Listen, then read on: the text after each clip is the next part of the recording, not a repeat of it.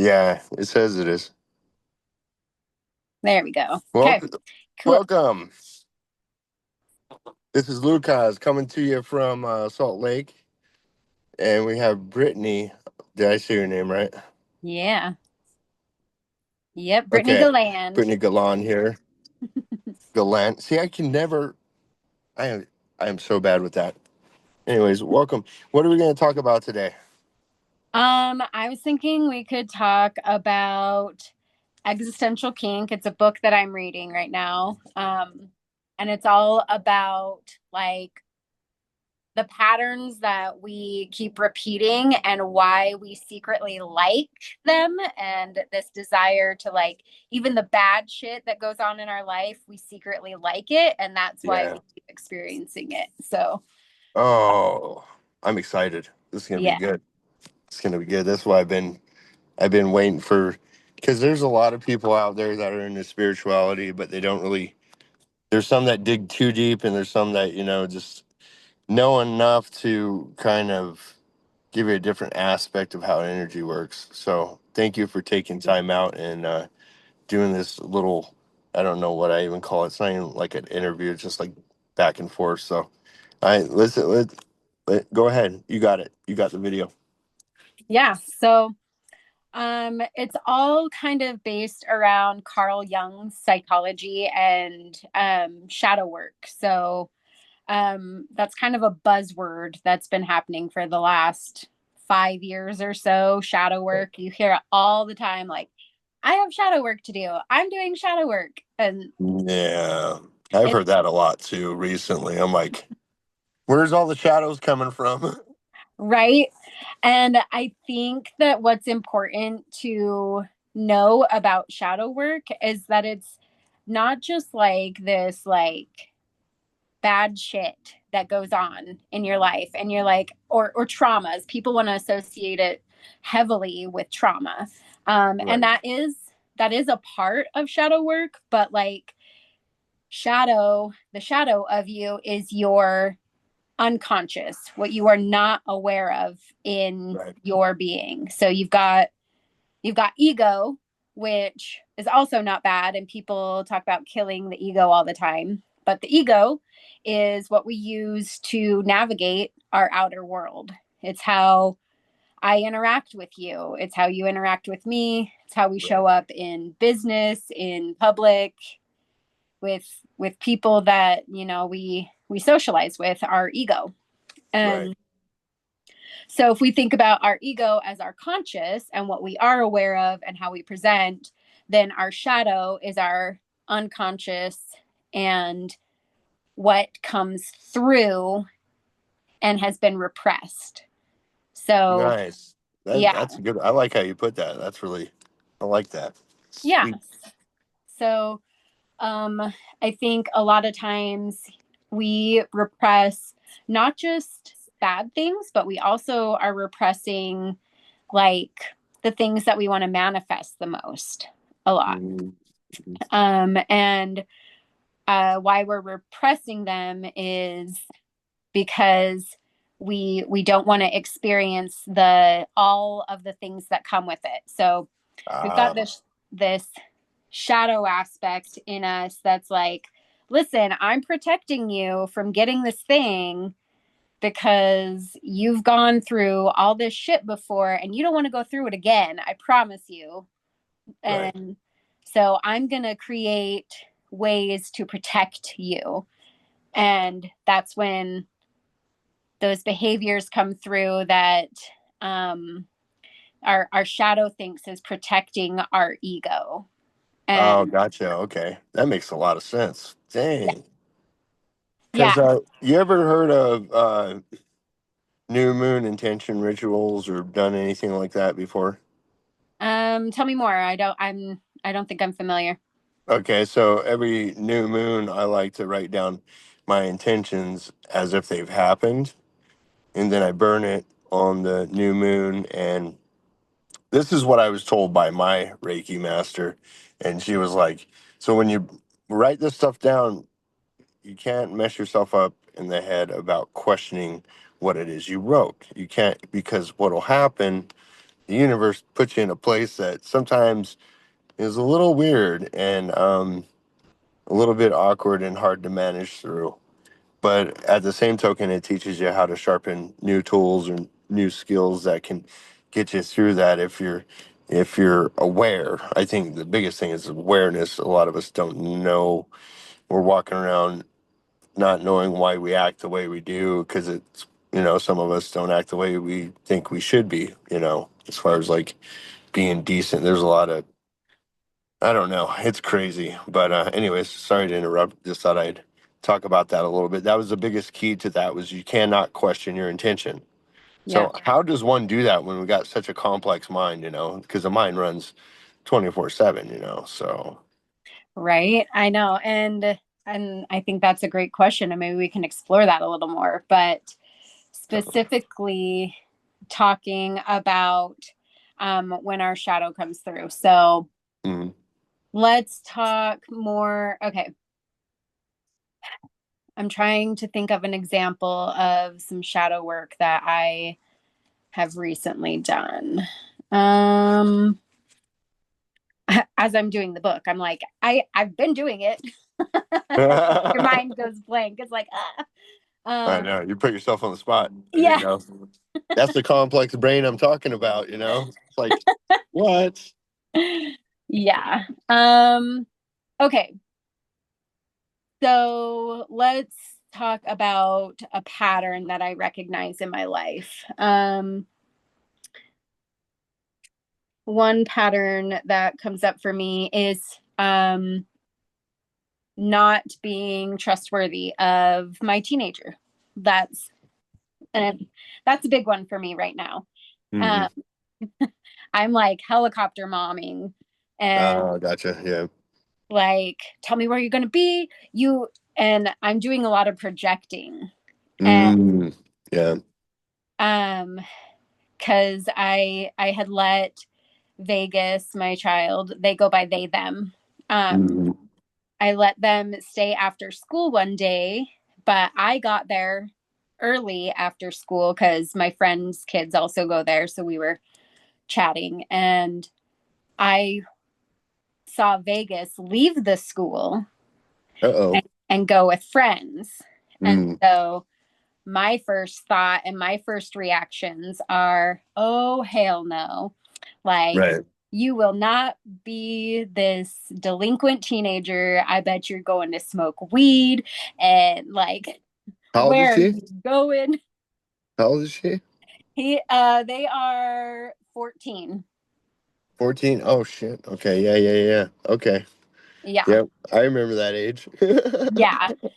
So I'm doing all this projecting and I'm getting like, there's this part of me that is like, wants to be so controlling and like freak out and just go into freak out mode. And then it's like, okay, if I take a step back and I'm like, if I talk to that part of me, because shadows are just a part of you.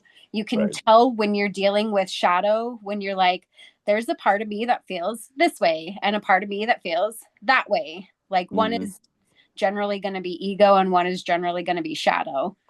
And um so it was like there's this part of me that like doesn't trust my kid at all and is brought back to my teenage years and also watching my sister who made really bad choices and who ended up being a drug addict and like it totally just like consumed everything, right?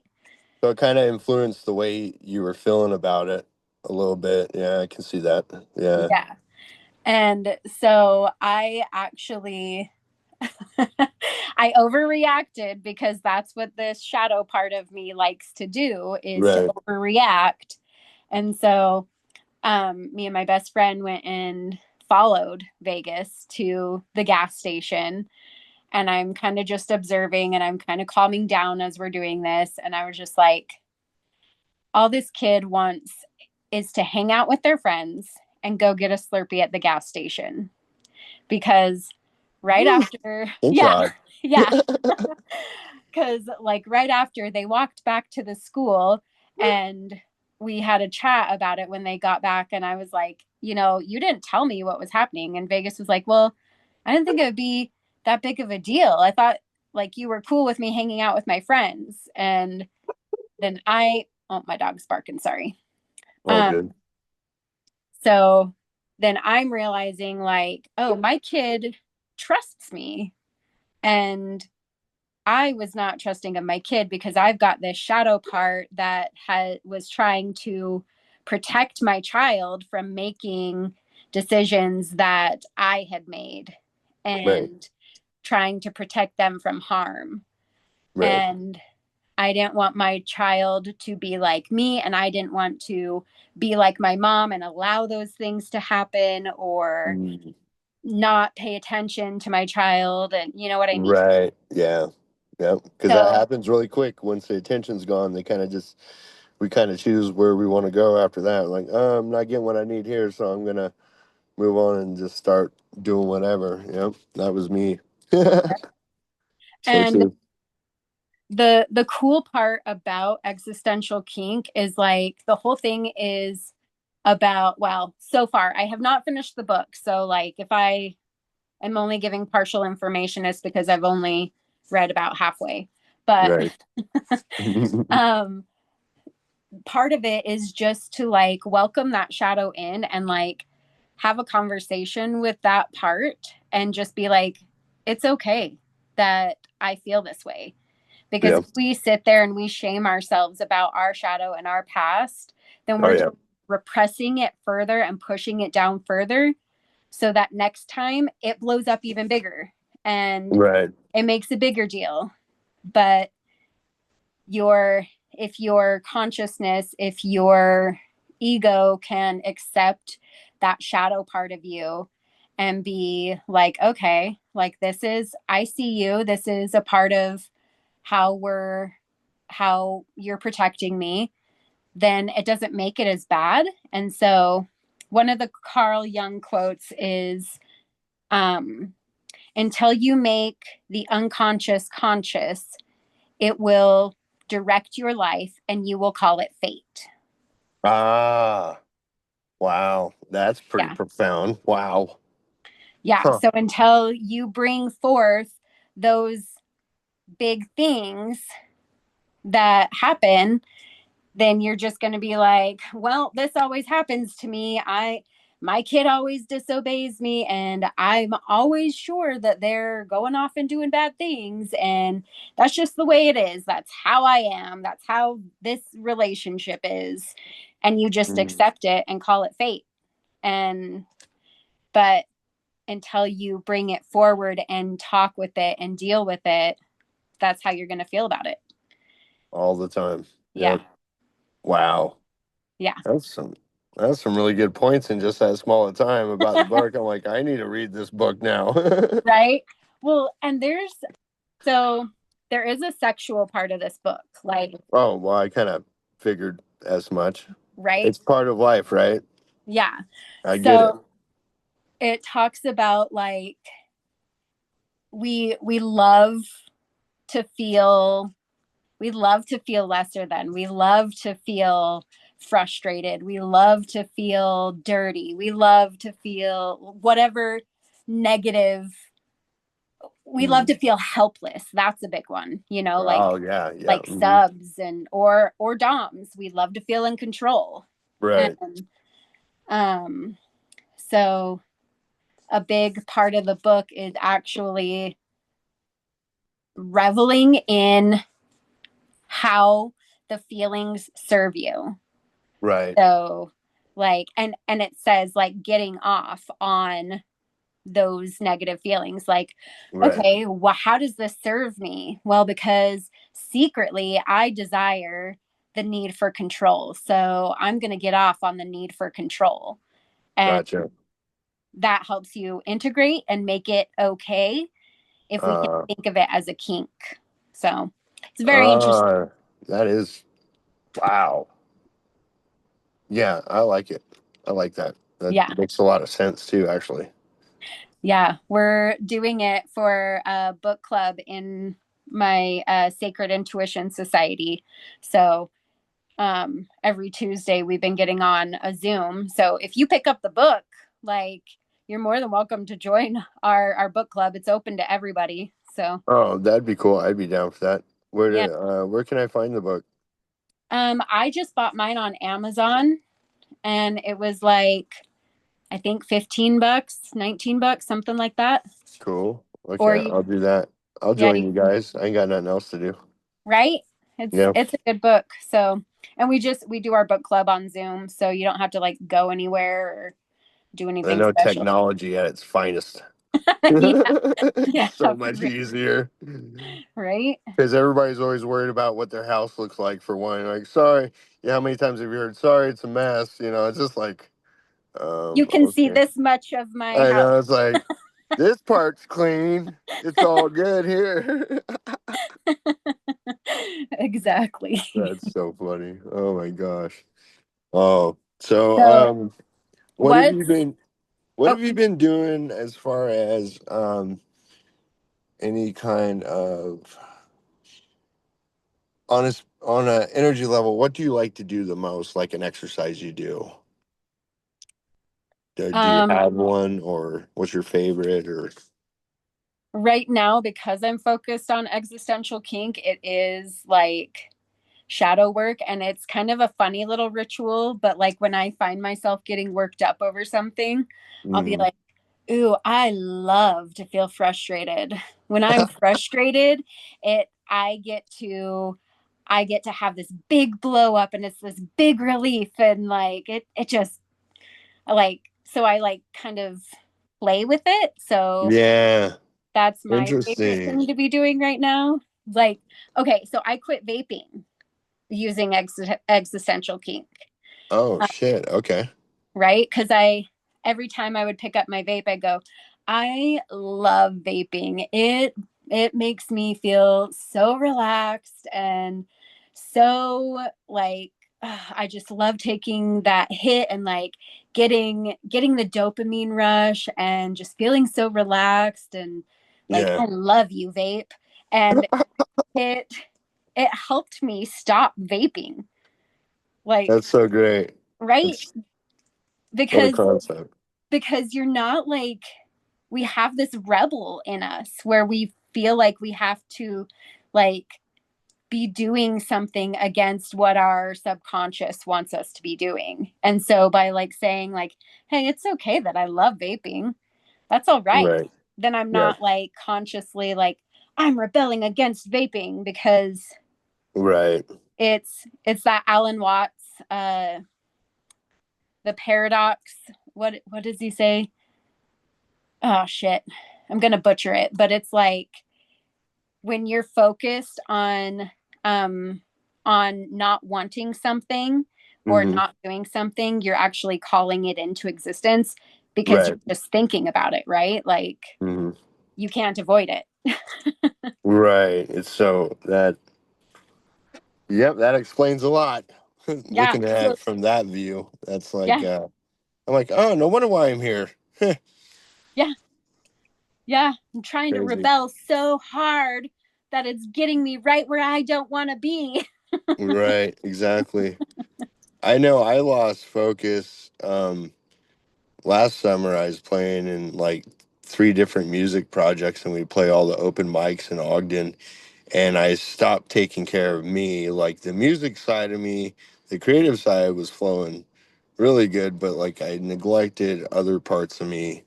And I think that's when I started getting into my trouble a little bit and was like, I just totally lost focus, you know? And I'm Mm, like, yeah, the universe is really good at about putting me in my place. He knows the right tools to use, you know what I mean? So, yeah, very cool. Very interesting. It sounds like a lot about boundaries too. yeah. Like we create our ego through the boundaries we use as well, would you say, or no? Yeah. Say more words so that I can form an idea. Say more words.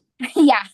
I tell, tell me more about this. Okay, so I don't, this is just something that came to my feeling that, well, I talk a lot about boundaries in a lot of my videos because it does regulate which side of the ego you go to, in a sense, because there's two sides of an ego from what I've experienced. You know, there's a good side and there's a healthy side. There's a bad side and there's unhealthy, healthy, whatever you want to call it. And I noticed that if you can balance it out, like you can take all your character defects, in my opinion, and turn them into assets by the use of boundaries in the right place at the right time. Everything is about divine timing most of the time. If you want to, you're going to experience what you want to experience. But if you're wanting the ultimate experience and you're not questioning it, I think sometimes things just come through like that, and it's kind of really cool that tapping into the energy and being able to be aware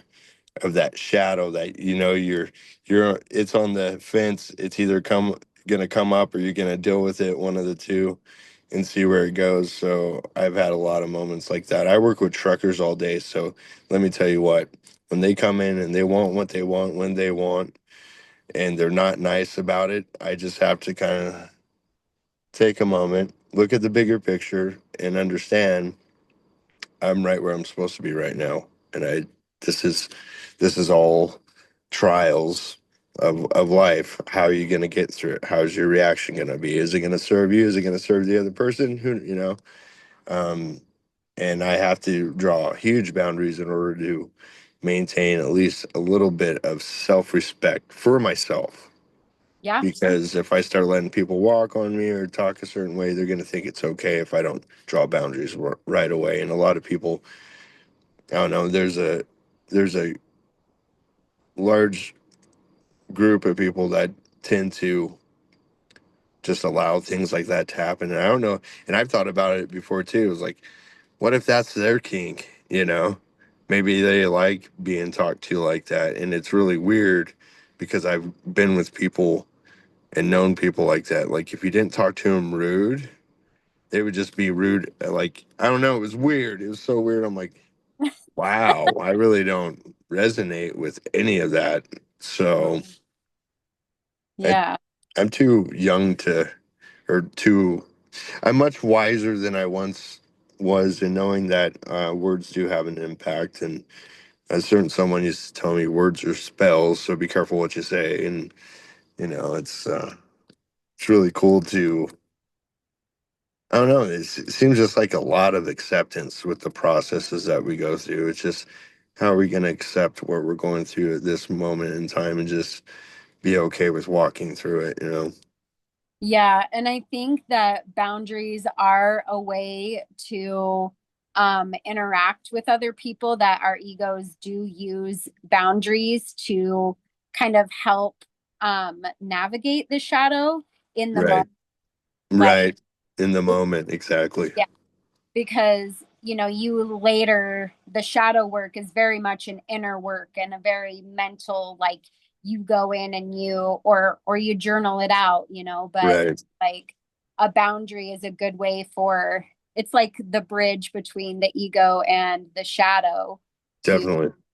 be able to coincide in that heated moment with people. So yeah, I think Right. that's a good point.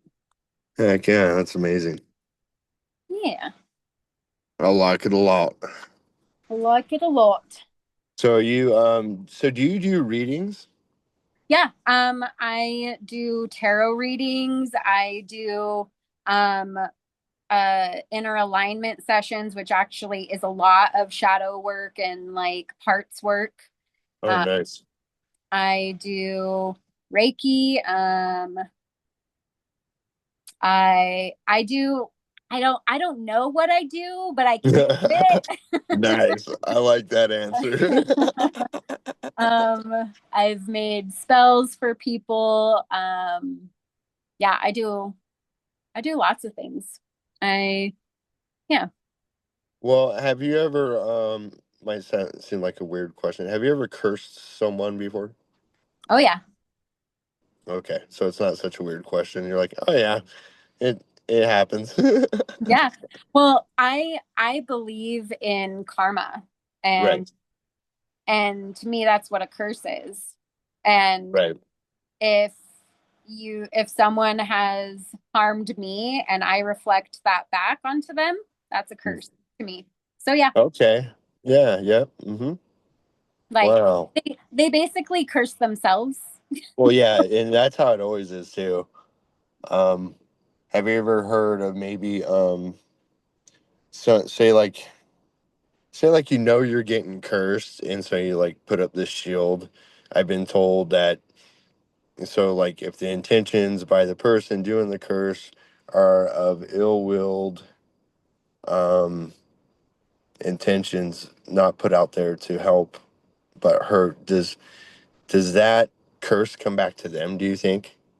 Or do you I think know? I think it totally does come back to the person. I Okay. I completely believe in karma, and I think that the person, if they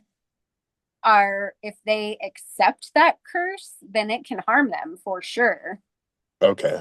Right. But and if they are like susceptible to that, then yeah. But if they become just a mirror with that person where it's like your energy doesn't affect me, then I think it instantly goes back to that other person. But I think no matter what, it always goes back to the return to sender, right? Like Right. Okay.